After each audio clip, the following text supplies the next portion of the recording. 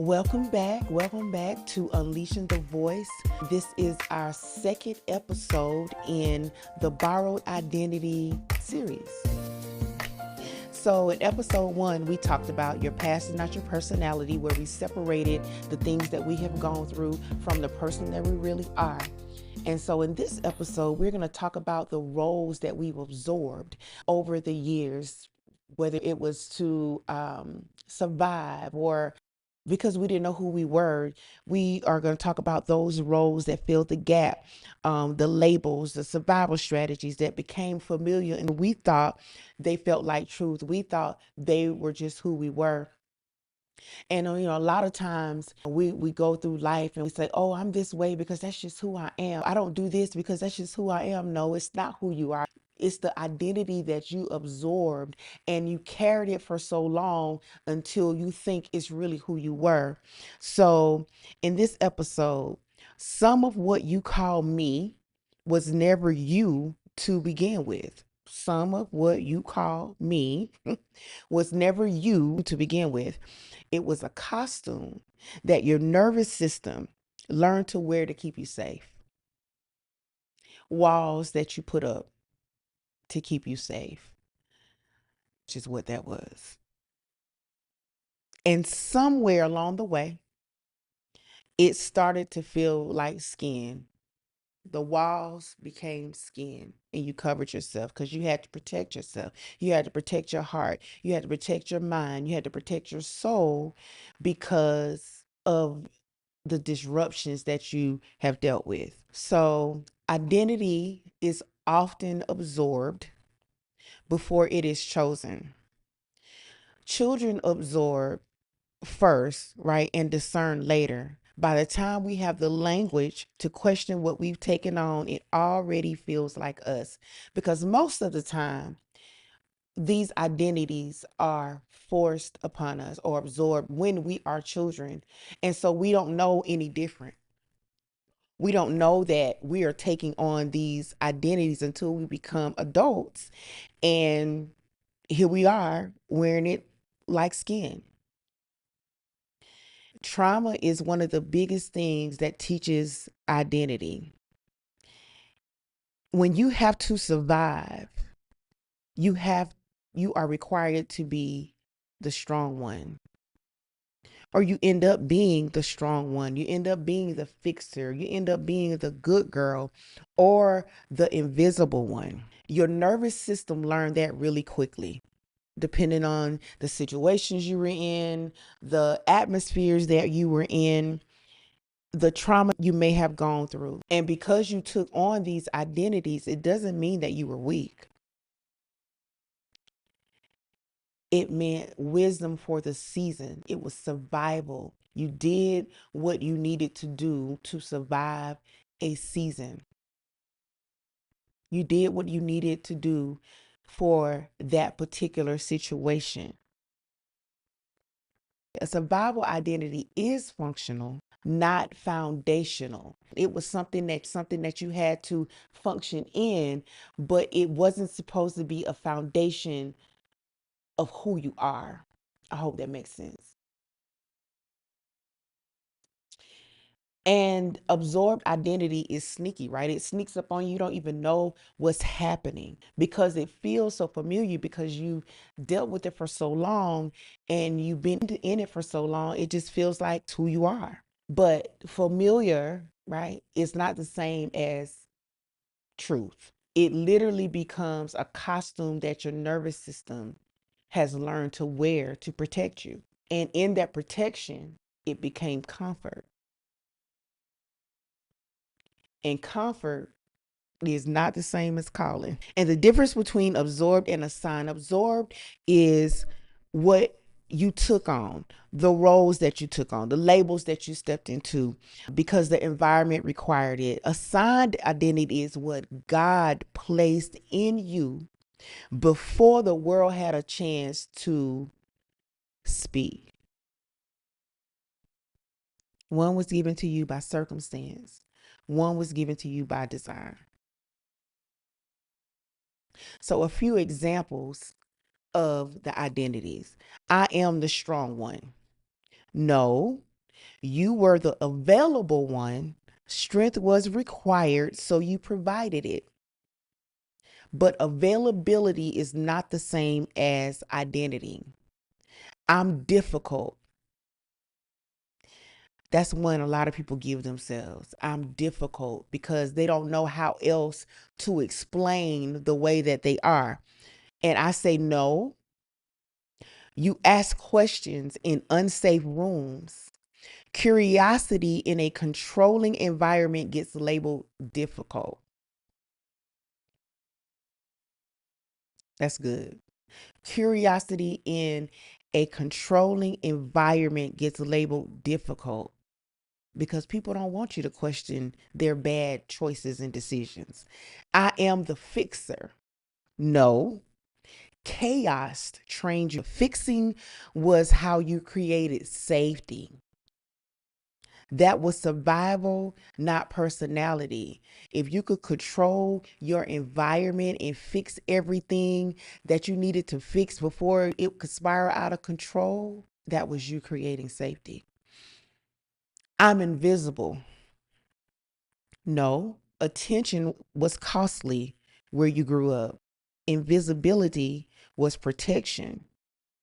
It was never your nature to be invisible. God doesn't want us to be invisible.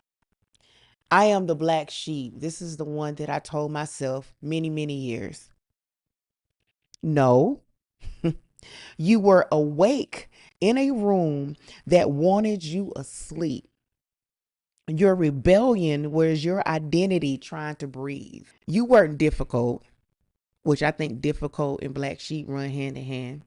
You were discerning. The system labeled you wrong because you wouldn't shrink to fit a structure that was never designed for your fullness. I'm passive. No. Asserting yourself cost more than it gave. Waiting felt safer than resisting. That was wisdom for a season of danger. It was never who you are. You probably can identify with some of these. And I said in the first episode, I was going to talk about the black sheep. You know, with the black sheep, it has such a negative connotation sometimes, but really, they were the most awake. I used to get, you talk too much. You're difficult. Oh, let it go. And a lot of times when you have those things told to you for so long, you think something is wrong with you. You think that that's your personality, that you're difficult, you're black sheep. You don't embrace who you are. That was one of my issues. I will also say that I was a fixer. I wanted to fix everything and everybody but myself. And then you put yourself out as a fixer for so long until people don't know what you need. They don't know how to deal with you. When you're no longer of service to them, then they just throw you to the wayside. And then that's another wound in your personality. Because if I can't fix it, if I can't make it right, if I can't do the things, what good am I? You have taken on these roles and that identity until if you're not doing anything, you don't feel like you're worth anything. And that is a lie from the pit.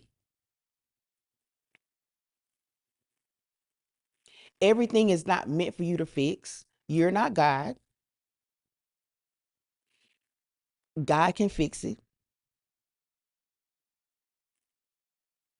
And so I had to learn that I could not continue to put myself out there as the fixer all the time. I had to learn, and I am still learning, that I have to be a little selfish with me. I only get one me.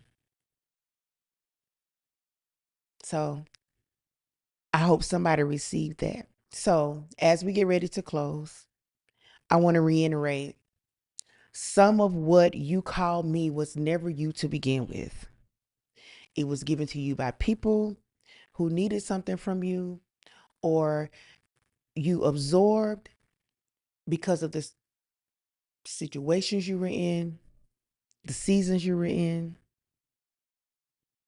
and you wore these identities and these labels for so long, it stopped feeling like a costume and started feeling like who you really were.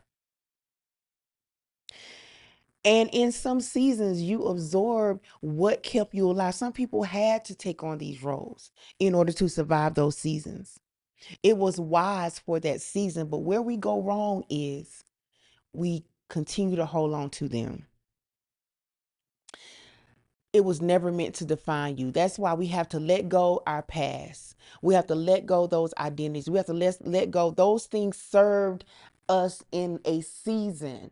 Even now, even when we get past these things, even when we know that these identities do not define us, we still may end up taking on identities for a season or for whatever. But we know better now that we have to discern and not allow those identities to become something that we carry like a backpack. We use it for what we need to use it for, and we drop it.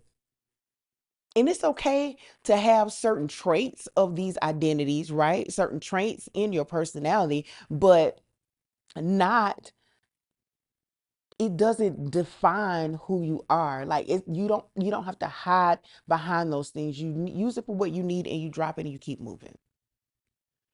So I have a closing challenge.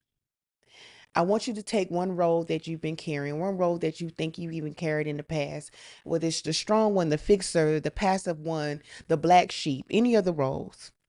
And I want you to ask yourself, did I choose this or did I absorb it? Who named it? Was it God?